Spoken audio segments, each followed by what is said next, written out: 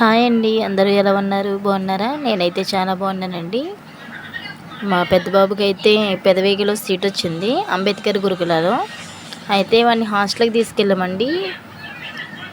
హాస్టల్లో తీసుకెళ్ళి ఫస్ట్ రోజు బాగానే ఉన్నాడు. ఉంటాను వెళ్ళమ్మా అన్నాడు.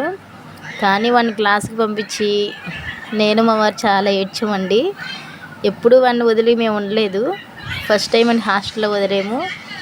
అయితే మొన్న పేరెంట్స్ మీటింగ్ జరిగింది కదా. పేరెంట్స్ మీటింగ్లో మా బాబు మా బాబుకి అంతకుముందు మనీ దొరికినాయి అంట. మనీ దొరికితే అవి ప్రిన్సిపల్ సార్కి ఇచ్చారంట. అయితే మా బాబుని చాలా మంచిగా పొగిడారండి ప్రిన్సిపల్ సారు. అంటే ఈ కాలం బట్టి 10 రూపీస్ దొరికినా తీసుకుని దాచుకునే వయసు అది.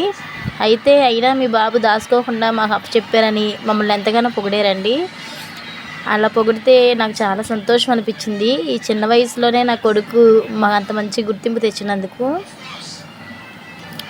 అలాగే అక్కడ ఉన్న పిల్లలందరూ చాలా చిన్న పిల్లలండి, 5th క్లాస్ వాళ్ళు.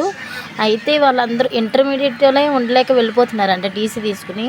వీళ్ళందరూ మంచిగా ఉన్నందుకు ప్రిన్సిపల్ సార్ వాళ్ళందరికీ కూడా వెరీ వెరీ గుడ్ బాయ్స్ అని చెప్పారు. నాకైతే మా బాబు గురించి అట్లా అన్నందుకు చాలా సంతోషం అనిపించిందండి. ఈ వీడియో నచ్చితే లైక్ చేయండి.